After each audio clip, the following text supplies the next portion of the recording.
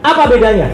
Ternyata perbedaannya sangat tajam dengan yang disebut ijazah miliknya Joko Widodo. Apa ketajamannya? Ini baru saya katakan. Saya sedikit contoh saja pakai ijazah saya sedikit ya. Ini ijazah asli saya. Ya, sebelah kanan kenapa buat gitu? Ini nanti ada analisisnya, analisis elang. Ini ijazah saya tahun 91, 6 tahun setelah ijazah 85. Yang pertama, di sini kalau diperhatikan, ada yang namanya watermark di seluruh bidang ijazah yang dicetak di kertas. Ada tulisan Universitas Gadjah Mada, Universitas Gadjah Mada. Jadi di situ ada tulisan Universitas Gadjah Mada, Universitas Gadjah Mada. Tidak ada di ijazah ini. Clear. Tidak ada. Jadi watermark itu penting sekali. Ya. Saya sampaikan bukti ini semacam yang disampaikan Dr. Tifa kemarin sore, ya. Tapi tetap saya dengan Dr. Tifa tidak atau belum menunjukkan yang lembar aslinya dulu, karena itu akan di pengadilan. Tapi kami menunjukkan analisis. Yang kedua, ada yang namanya emboss. Itu dikatakan juga di Refli Harun oleh Dr. Tifa. Embossnya ada di mana? Nanti saya ceritakan embossnya. Jadi emboss itu ada logo Universitas Gadjah Mada. Dan itu tidak bisa dibuat di pasar pramuka. Nggak mungkin. Ada emboss yang ada di situ, nembus sampai belakang. Dan ketiga, ada benang kertasnya. Jadi kertas ini genuine. Ada benang kertasnya. Saya bisa tunjukkan di ijazah asli milik saya. Mohon maaf kalau Anda lihat nama saya kok tidak mirip ya. Kok di situ.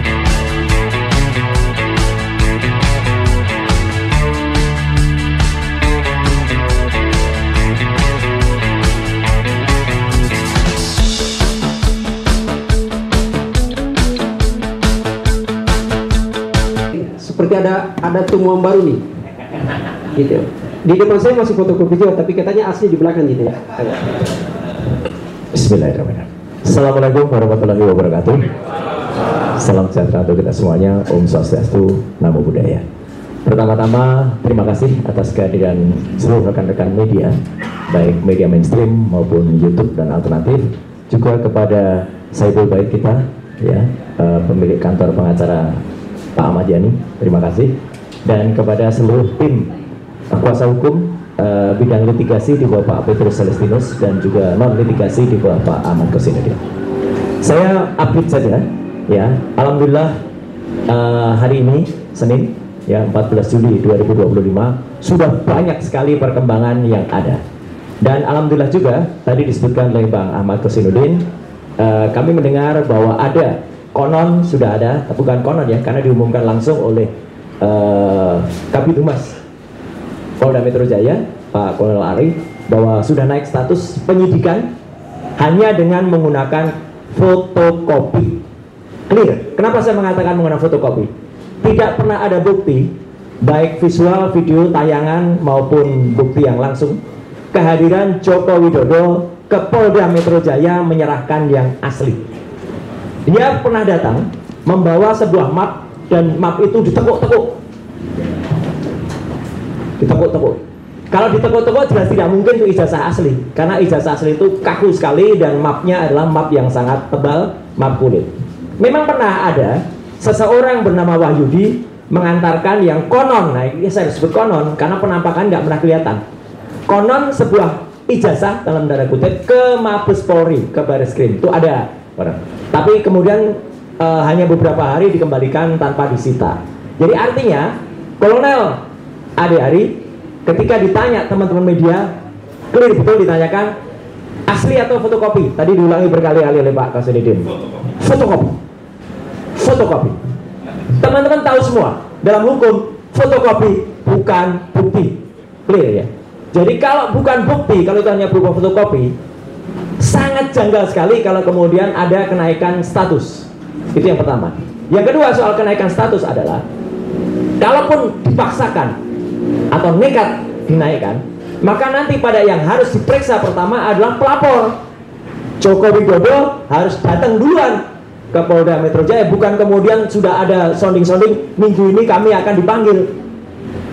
Itu urutannya salah besar. Joko Widodo dulu harus dipanggil.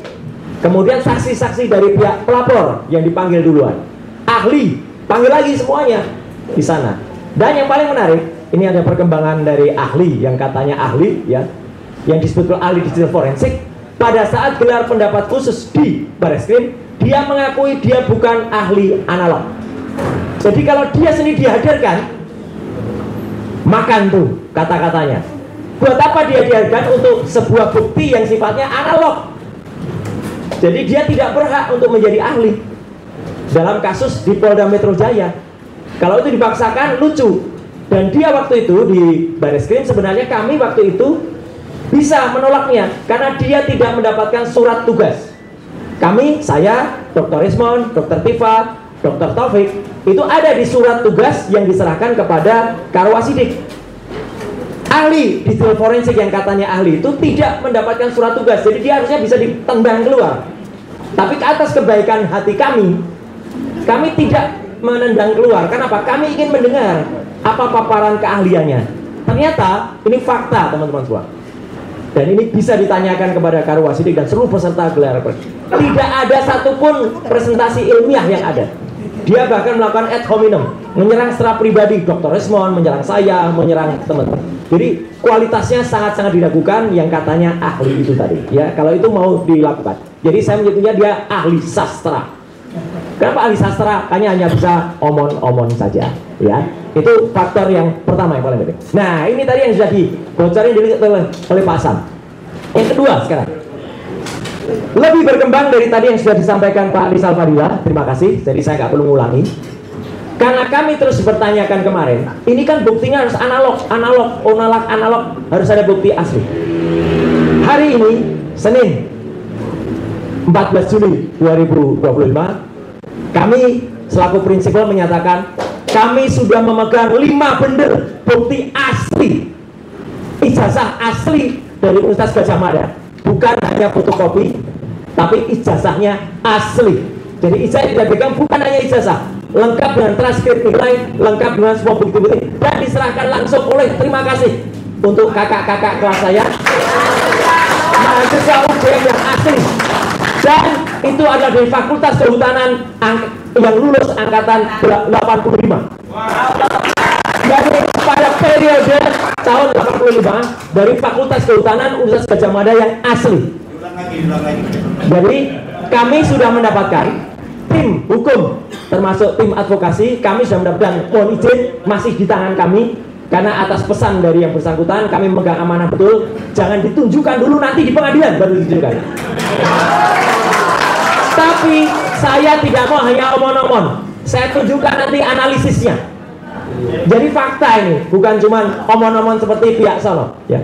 Ada 5 bundel, sekali lagi ada 5 bundel ijazah plus transkrip nilai asli dari UGM, Universitas Gadjah Mada, bukan UPP, Universitas Pasar Pojok Pramuka ya, yang diserahkan secara baik, berjiwa nasionalis oleh kakak-kakak kelas saya, karena saya angkatan saya lulus 91, beliau itu angkatan 85, dan tidak hanya dari Fakultas Kehutanan, ada juga fakultas lain tapi tahunnya sama, lulus 85, semuanya asli. Dan apa bedanya? Ternyata perbedaannya sangat tajam dengan yang disebut ijazah miliknya Joko Widodo. Apa ketajamannya? Ini baru saya katakan. Saya sedikit contoh saja pakai ijazah saya sedikit ya. Ini ijazah asli saya. Ya, sebelah kanan kenapa buat gitu? Ini nanti ada analisisnya, analisis elang. Ini ijazah saya tahun 91, 6 tahun setelah ijazah 85. Yang pertama di sini kalau diperhatikan ada yang namanya watermark di seluruh bidang ijazah yang dicetak di kertas. Ada tulisan Universitas Gadjah Mada, Universitas Gadjah Mada. Jadi di situ ada tulisan Universitas Gadjah Mada, Universitas Gadjah Mada. Tidak ada di ijazah ini. Clear. Tidak ada. Jadi watermark itu penting sekali. Ya. Saya sampaikan bukti ini semacam yang disampaikan Dr. Tifa kemarin sore. ya. Tapi tetap saya dengan Dokter Tifa tidak atau belum menunjukkan yang lembar aslinya dulu, karena itu akan di pengadilan. Tapi kami menunjukkan analisis. Yang kedua, ada yang namanya emboss. Itu dikatakan juga di Refli Harun oleh Dokter Tifa. Embossnya ada di mana? Nanti saya ceritakan embossnya. Jadi emboss itu ada logo Universitas Gadjah Mada. Dan itu tidak bisa dibuat di pasar pramuka. Nggak mungkin. Ada emboss yang ada di situ, nembus sampai belakang. Dan ketiga, ada benang kertasnya. Jadi kertas ini genuine. Ada benang kertasnya. Saya bisa tunjukkan di ijazah asli milik saya. Mohon maaf kalau Anda lihat nama saya kok tidak mirip ya. Kok di situ baca Suryo Udoro. Kan saya Suryo Noto Dibrojo. Iya, Bapak Ibu, saya mendapatkan pergantian nama dari Roy Suryo Udoro menjadi KRMT Roy Suryo Noto Dibrojo. Asli juga itu ya. Dari Keraton Pakualaman. Keraton Pakualaman dan Keraton Jogja gelarnya tidak bisa dibeli. Asli. Lain dengan seseorang dari pasar pramuka yang tiba-tiba jadi KPH. Kanjeng Pangeran Haryo. Pangeran Haryo dari mana dia? Ya, atau ada orang yang tiba-tiba namanya Pangeran Mangkubumi. Pangeran dari mana dia? Ya, nah itu ya. Jadi jangan menyoal soal nama. Yang ketiga, ada logo di tengah dengan tinta tertentu. Yang tinta itu unik. Kadang-kadang tinta itu tembus sampai belakang kalau yang di aslinya. Karena tinta itu terbuat dari barang yang mahal. Itu kalau ijazah asli. Dan yang kelima, ijazah saya sudah tidak ada. Tetapi di ijazah tahun sampai dengan tahun 85 memang masih ada yang namanya meterai. Meterainya nilainya tertentu. Kalau nilainya salah berarti ijazahnya palsu. Tahun 85 nilai dan warna meterainya adalah saya sembunyikan dulu untuk bukti nanti di pengadilan. Nah, jadi teman-teman semua, ada 5 kategori perbedaan ijazah asli milik 5 bundel sahabat-sahabat, maaf, kakak-kakak kelas saya alma mater, yang se-alma mater Universitas Gadjah Mada, yang sekali lagi terima kasih kakak-kakakku, Anda telah benar-benar dan ini undangan juga terbuka untuk semua aktivis, semua alumnus Universitas Gadjah Mada. Silakan kalau Anda ingin menyerahkan itu, boleh ke kuasa hukum, boleh ke kami, boleh ke Dr. Resmond, atau juga ke Dr. Tifa. Ya, itu kami akan simpan sebaik-baiknya dan kami akan rawat sebaik-baiknya. Nah, sesuai dengan janji saya kepada mereka, saya lakukan juga uji ELA. Jadi ini sekaligus jawaban teman-teman semua. Ada seorang yang katanya ahli, tapi tidak bisa mengatakan, tapi dia nggak bisa aja pakai ELA, tapi dia bilang ELA tuh nggak bisa untuk uji digital. Mas, ngaku aja kamu nggak bisa lakukan ELA. Topi merah itu adik kelas saya, ya. Itu pun bisa melakukan ELA, gitu. Error level analysis. Error level analysis itu artinya apa, teman-teman? Adalah kita menguji ijazah atau apapun, kalau itu terdapat rekayasa atau terdapat penambahan, itu akan error pada bidang gambarnya. Tolong perhatikan ijazah saya ini, teman-teman semua. Ini adalah ada tulisan ijazah. Kalau di ELA, di sini masih ada sisa-sisa tulisan IJA, masih ada. Masih ada juga logo UGM. Masih ada juga bagian foto saya. Masih ada juga tanda tangan dari rektor. Masih ada juga watermark, embossnya sebenarnya masih ada. Di ELA kelihatan. Inilah ijazah yang disebut milik Joko Widodo di tahun 85. Maaf. Kelihatan nggak bedanya, teman-teman semua? Ini gambar jelas yang masih ada tulisannya. Ini kita cari tulisan ijazah aja nggak ketemu, logo aja nggak ketemu, bahkan mana nggak ketemu. Artinya ini adalah gambar yang sudah hasil rekayasa. Pak intelijen Pak Rajasa sangat paham. Ini adalah ijazah saya secara full. Kalau secara ELA masih maaf gini kembali jelas sekali, bahkan legislasi aja masih kelihatan. Ini tulisan ijazah, ini logo, ini foto saya ada di sini. Sekarang ini miliknya Joko Widodo. Mana ada kelihatan?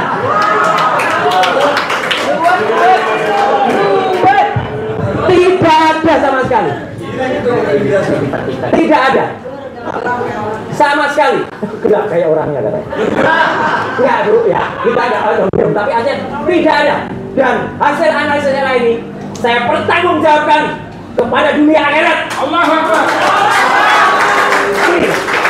Tidak ada hasil pada lembar yang disebut miliknya Joko Widodo. Tidak otentik. Jadi bukan hanya identik. Dan saya sudah mohon izin kepada yang bersangkutan. Saya tidak tampilkan aslinya, tapi saya tampilkan analisis ELA-nya. Ini adalah ijazah asli angkatan 85 Fakultas Kehutanan seangkatan dengan Joko Widodo. Ada semuanya. Masih kelihatan. Tulisan ijazahnya ada, bekas logonya ada, kemudian watermarknya juga masih ada. Ya, yang 5 juga sama. Yang 4 lainnya juga sama. Aslinya ada. Jadi saya tidak hanya berani menunjukkan analisisnya, saya tidak hanya berani digitalnya, analognya ada, dan ijazah itu asli semuanya, diserahkan langsung oleh masing-masing yang bersangkutan kepada kami, ya, dan itu siap untuk dipertanggungjawabkan. Artinya apa? Ini adalah bundel bukti yang menambah, jadi tidak mengurangi, Pak, menambah bukti yang tadi disampaikan oleh Pak Rizal Fadila. Dan bukti-bukti ini siap untuk dibawa juga ke Barreskrim. Ya, clear ya. Nah, kemudian sedikit sebelum nanti Pak Kolonel Pak Chandra Rajasa bisa menyampaikan, saya pun tidak hanya omong-omong. Saya terjun langsung ke pasar Pramuka. Buktinya ada di salah satu TV nanti malam. Tayangannya namanya Dipo Investigasi. Oh, Dipo, Kompas ya. Dan akan saya presentasikan lusa di acara namanya Rakyat Bersuara, ya, bersama Dr. Deva dan bersama Dr. Taufik, ya. Itu kami akan cerita detail banget soal ini. Artinya Pak, nanti Pak jelaskan. Saya juga sudah mendapatkan bukti temuan yang namanya, saya sulit menyebutnya profesor ya, karena profesor kok hanya 2 bulan.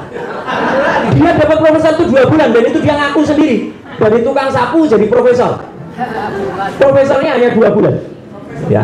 Nah itu, yang itu pun kalau di halaman Dikti, di website Dikti itu juga nggak jelas, karena katanya S2-nya di bukan pasar Pramuka, tapi di Mustafa Beragama, tapi ada yang nyebut S2-nya di kampus lain. Jadi nggak jelas itu, ya, sekolahnya. Dan dia jelas betul masih menyelenggarakan acara halal bihalal di belakang pasar pojok Pramuka. Jadi bohong kalau dia mengatakan dia tidak pernah lagi ke pasar Pramuka sejak tahun 2022.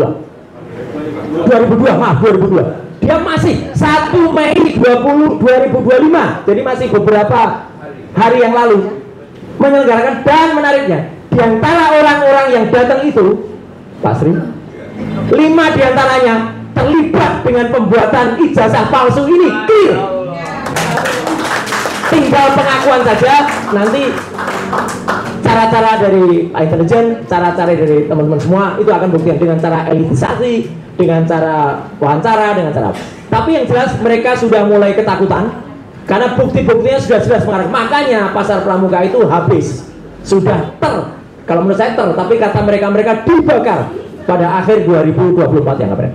At last but not least, Bapak dan Ibu, kita sekarang memang sedang tampak seperti bermain catur. Ini makanya gambarnya catur. Siapa yang cepat, siapa yang menang. Tapi kita semua sedang melawan sesuatu yang sangat jahat. Yang sangat jahat adalah yang mengaku-ngaku sebagai Raja Jawa. Ngakunya Raja Jawa. Bahkan ada anak buahnya bergerak KPH palsu. Ya, dia tidak pernah itu. Banyak cerita soal Raja Jawa itu, tapi nanti lain waktu diberikan oleh sumber Raja Jawa yang sebenarnya sudah ada. Jadi artinya apa yang kita presentasikan di sini, sekali lagi terima kasih para kuasa hukum, ya, kita sama-sama melawan zolim, melawan tengkorak ini, ya, jahat ini adalah Raja Jawa yang palsu dan itu sudah merusakkan Indonesia dan harus kita lawan. Sekian, terima kasih. Wassalamualaikum warahmatullahi wabarakatuh.